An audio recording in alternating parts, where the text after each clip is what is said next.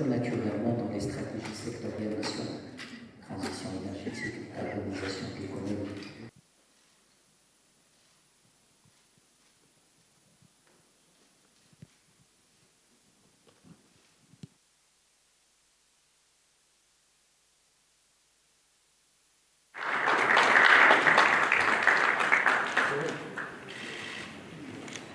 C'est un grand plaisir de recevoir aujourd'hui M. Frans Timmermans, le premier vice-président exécutif de la Commission européenne.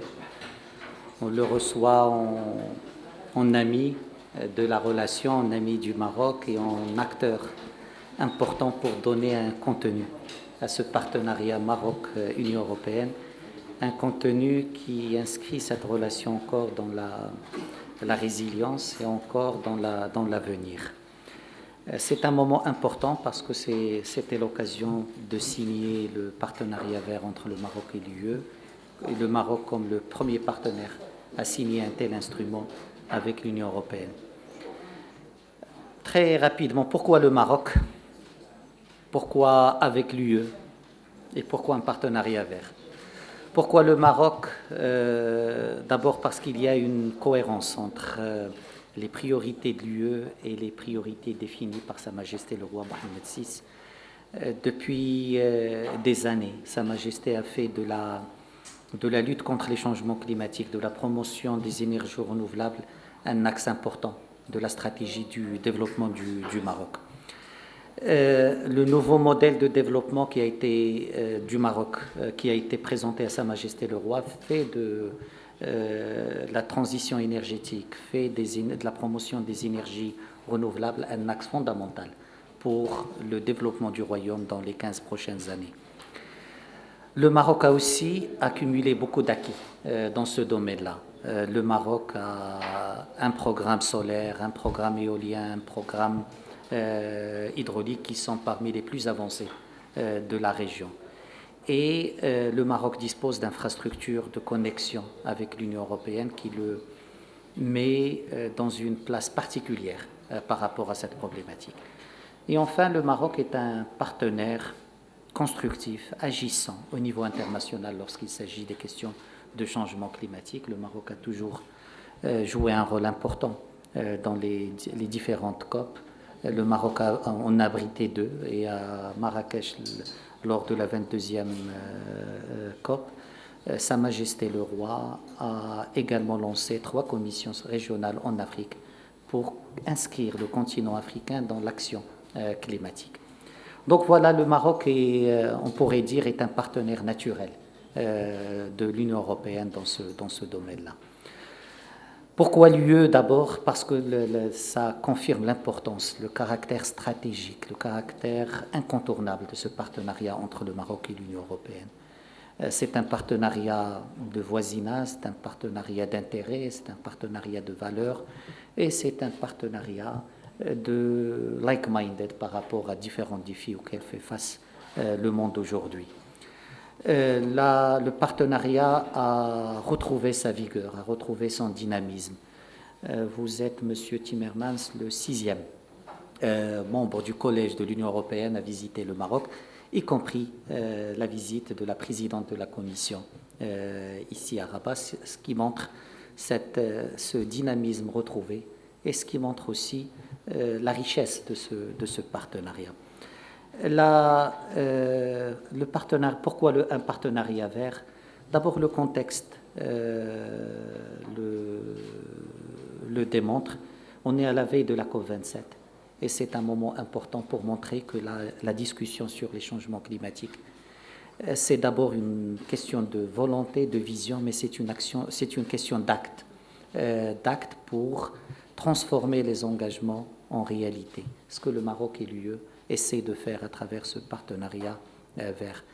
C'est montrer aussi que le respect des engagements se construit également à l'intérieur des pays à travers les stratégies nationales, mais entre les partenaires à travers des accords comme celui que nous venons de signer aujourd'hui.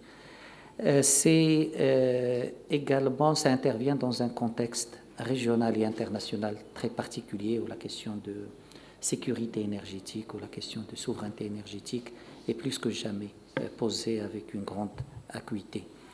Le Maroc a toujours considéré que pour ces questions-là, que ce soit la sécurité alimentaire, la sécurité énergétique, la fiabilité est un élément clé. Pour Sa Majesté le Roi, pour le Royaume du Maroc, le partenaire avant le partenariat. Et ça nous permet aujourd'hui d'entrevoir ce partenariat vert comme un élément d'abord pour le Maroc et l'Union européenne, mais au-delà, pour créer des ponts avec des sous-régions, l'Afrique du Nord et au-delà tout le continent africain. Il y a une convergence entre le Green Deal de l'Union européenne et la stratégie d'énergie renouvelable menée ici au Maroc sous l'impulsion de Sa Majesté le Roi. Donc autant de raisons qui donnent toute sa pertinence à cette signature d'aujourd'hui, toute sa pertinence à ce que le Maroc soit le premier partenaire de l'Union européenne dans ce domaine-là, et toute la pertinence par rapport à la thématique elle-même, où le Maroc et l'Union européenne portent un message pragmatique mais positif à la communauté internationale, qu'il faut agir et transformer les discours en actes. Merci encore une fois pour votre visite et je pense qu'on a un outil important à mettre en œuvre dans les années à venir. Merci. Merci beaucoup, Monsieur le Ministre, et permettez-moi d'ajouter quelques mots à ce que vous venez de dire. Très profondément, si l'Afrique souffre, l'Europe souffrira. Si l'Afrique avance, l'Europe avancera. C'est cette réalité qui nous pousse à travailler ensemble, cette réalité qui nous pousse à chercher un partenariat avec le pays africain avec lequel nos liens sont les plus étroits, les plus proches, la proximité géographique, mais surtout aussi la proximité humaine, la proximité économique, politique, culturelle, nous pousse à montrer que ce premier partenariat vert entre l'Union européenne et le Maroc est le coup d'envoi d'un développement qui veut que le destin de l'Europe et le destin de l'Afrique, qui sont intimement liés, soit un destin de prospérité, de croissance, mais de croissance soutenable, de croissance qui reflète les enjeux d'aujourd'hui. On est confronté par une crise climatique, une crise énergétique, une crise alimentaire. Ces crises sont souvent causées par des tensions géopolitiques qui ne sont pas de notre création, mais on en subit les conséquences. Nous, en Europe, mais aussi les pays africains qui n'ont rien à voir avec un conflit qui se passe en Europe, mais qui en subissent les conséquences dans le domaine alimentaire, dans le domaine énergétique, et aussi dans le domaine, je dirais, du développement humain. Et donc, on a une tâche ensemble pour faire face à ces défis. Et franchement, on a, et le Maroc l'a démontré ces dernières années, on a aussi les réponses.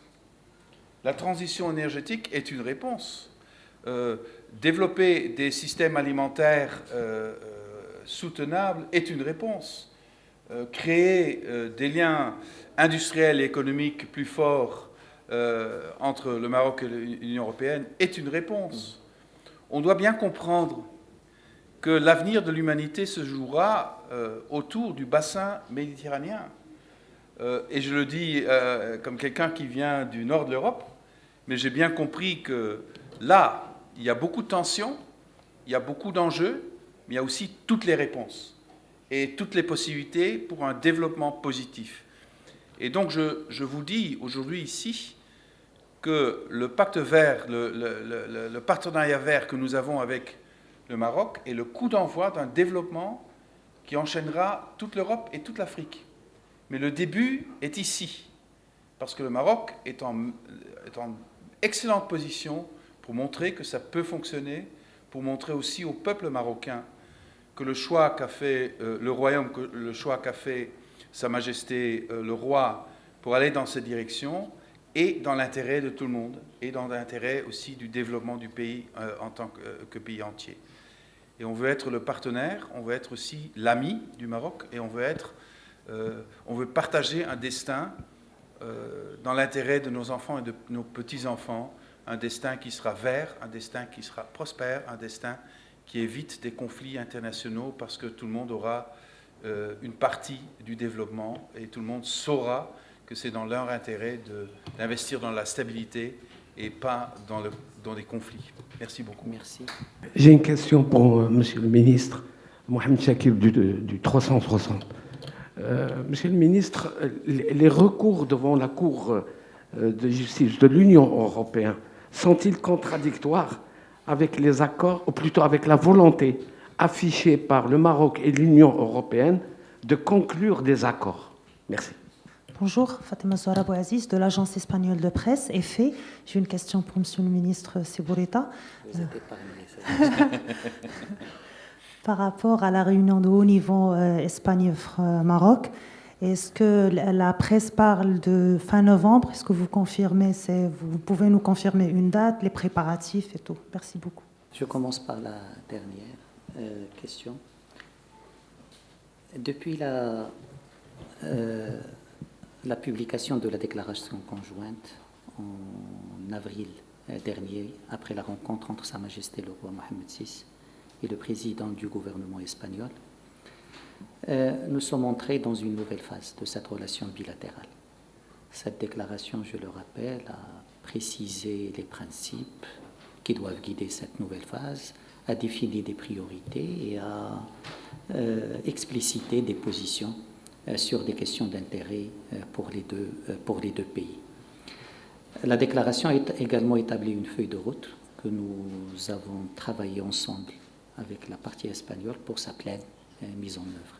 Depuis son adoption, tous les groupes de travail ont été activés, beaucoup d'éléments ont été mis en œuvre et tous les engagements contenus dans la feuille de route seront respectés et seront réalisés. La RHN, la réunion de haut niveau, est un moment important de nos relations bilatérales. Il aura lieu au début de l'année prochaine, à une date qui sera fixée d'un commun accord entre les deux pays. Ce sera un moment important qui reflètera cet état d'esprit positif, cet état d'esprit orienté vers le respect des engagements qui animent aujourd'hui la relation maroco-espagnole, qui est une relation très importante aussi pour la relation entre le Maroc et l'Union européenne sur beaucoup de sujets.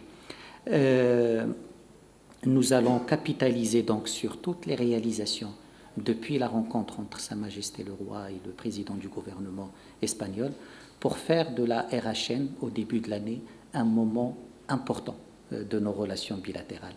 Nous aurons également suffisamment de temps pour préparer le forum parlementaire, le forum d'hommes d'affaires et la mobilisation de tous les acteurs de cette relation. Donc la RHN aura lieu